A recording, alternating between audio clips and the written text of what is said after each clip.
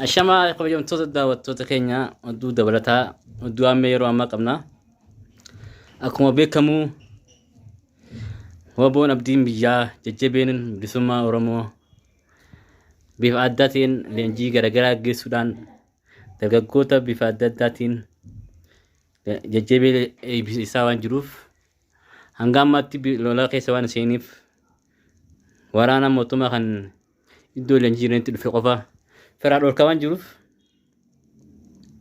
المخنا والقبتي روم أنتنا وقاعدين قد خلي ودينا أرسي أنا أداب باقيتي وبون تركان في أداب رتين منيدا خيسا منيدا جاب سودان يدام تودا سياسة دا وبو دي قرطوني إسيني تو وبو منيدا تنيا كيسا جاني ورين ناتوران يود كاتينا موكما تكاول قدي سودان قدي تنسابي كاميرا هون نجي فنو قدا دبلسما رومتي يرو ما خنتي ويا خالدين قدا أنا ذكيتي ومنا دبني ويا رانتنا هم دبلتها قدين الريام مجودان إنتو هنتي نموت نجيا قبودان إسيني تو ورانا وبولا ستين نفق أشودان وبولا جن ديامين لول سواتني نموت نجيا خن وراني خناف نما نجيا ميدو نما نجيا لون إفما في بجاب سودا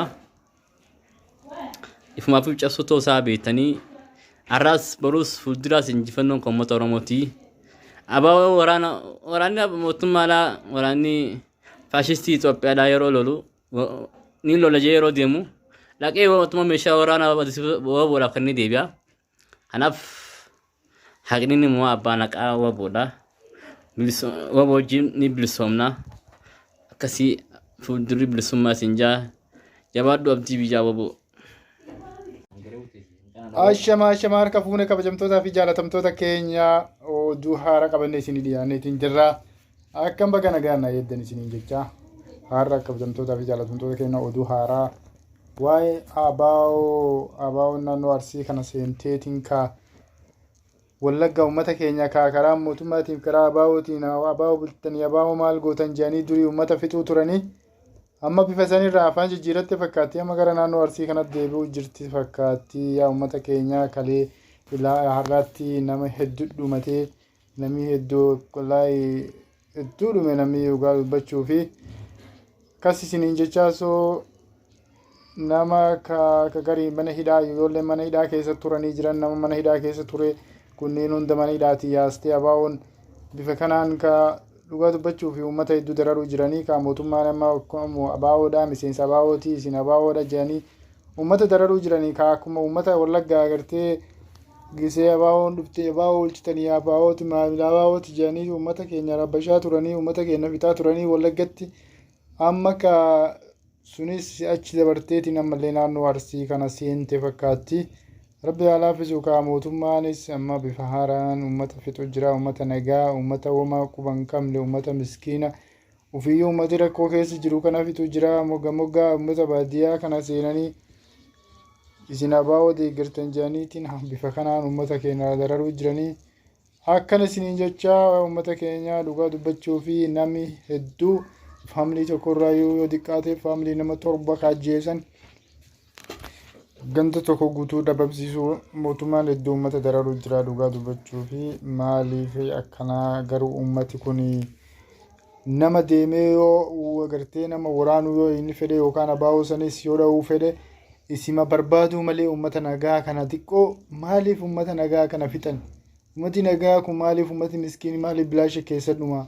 Wallagga uummanni akkasitti dhumataa ture amita akkasii uummatuma nagaa fixanii uummatuma homaa quban qabne miskiina ijoollee daa'imman dubartoota jaarolee uummatuma akkasii kana fixan.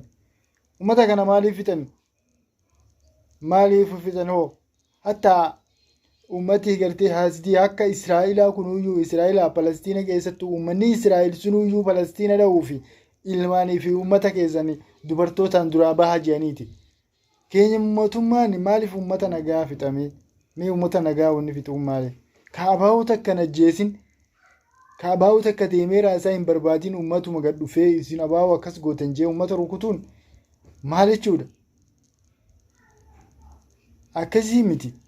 Uummanni uummata miskiina uummata homaa quban qabne isaan sunis uummatuma akkanaan gartee itti seenan sunis karaa isaan karaa abaa'oo deeggartanii maalii deeggartan jehuun isii ati deeggartama deeggaruu baatte isiin si gaafattee hin dhuftu inuma dhufti qaama argatte isiin inuma seenti ummata mari'atteetii miti isiin ka seentu garuu mootummaa maal dogongora akkana maaliif hin yaanne maaliif ummata hin yaanne silaa ummata yaade maaliif ummata nagaa ajjeesa maaliif ummata nagaa fixa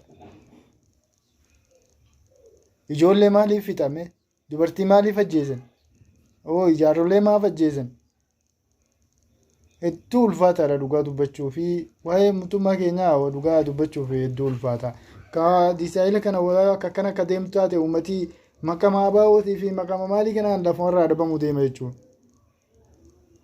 Irra guddaan namni Itoophiyaa kun mootummaatiin lafarraa dhabama. Umriin isaa maqama mootummaatiin lafarraa kutama.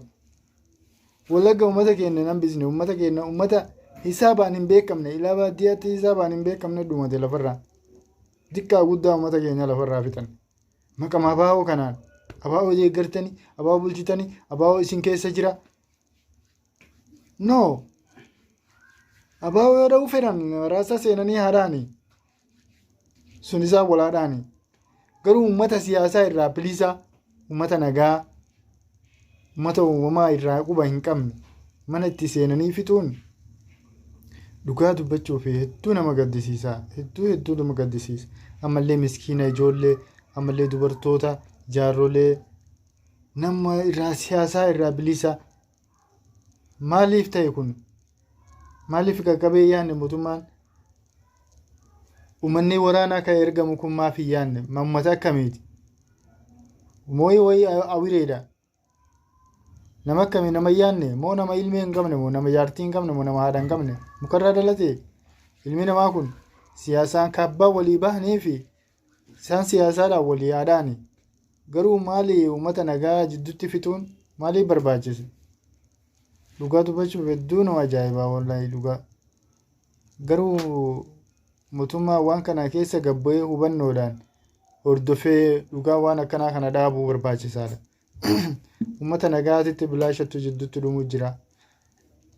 Uummata miskiina keessa dhumuu jira. Jaarsaa jaartii keessa dhumuu jira. Ijoollee keessa dhumuu jira. Uummati siyaasaa irraa bilisa.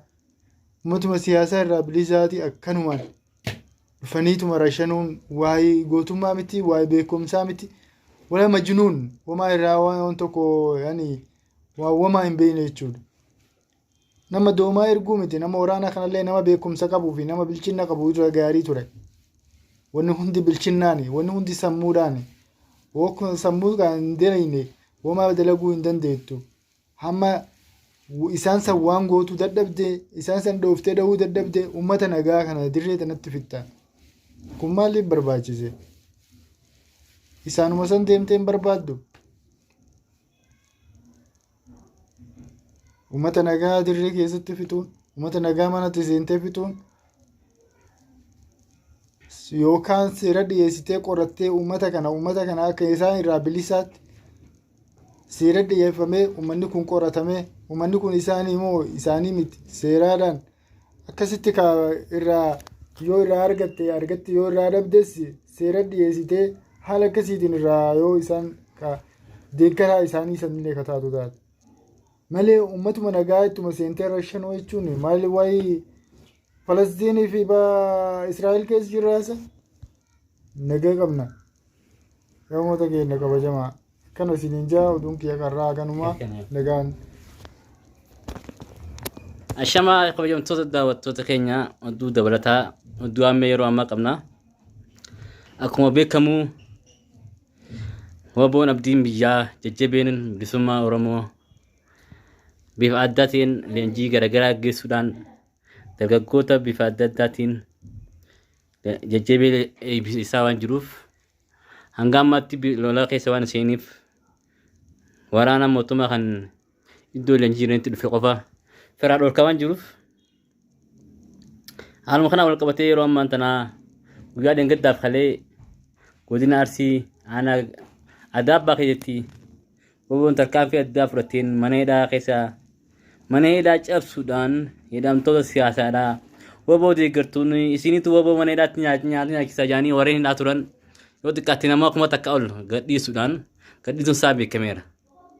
Kun injifannoo guddaa bilisummaa Oromooti. Yeroo ammaa kanatti guyyaa kan dheengaddaa aanaa keetti humna dhabanii guyyaa raantanaa humna dabalataa godina irraa yaammachuudhaan iddoo sanatti namoota nagayaa qabuudhaan isiniitu waraana waboodhaa sitti nama qajechuudhaan waboodhaa wajjin deemanii lolu sodaatanii namoota nagayaa kan waraanidha. Kanaaf nama nagaa miidhuu nama nagaa dha'uun ifumaaf cabsuudha. Ifumaaf cabsuu ta'uu isaa beektanii arraas baruus fuulduraas injifannoon kan uummata Oromooti. Abaa waraanni mootummaadhaa waraanni faashistii Itoophiyaadhaa yeroo lolu ni lola jee yeroo deemu laqee mootummaa meeshaa waraanaa waboodhaaf kan ni deebi'a. Kanaaf haqni immoo abbaa naqaa waboodha. Waboo wajjin ni bilisoomna. Akkasii fuuldurri bilisummaa siin jaa jabaadhu abdii biyyaa waboo.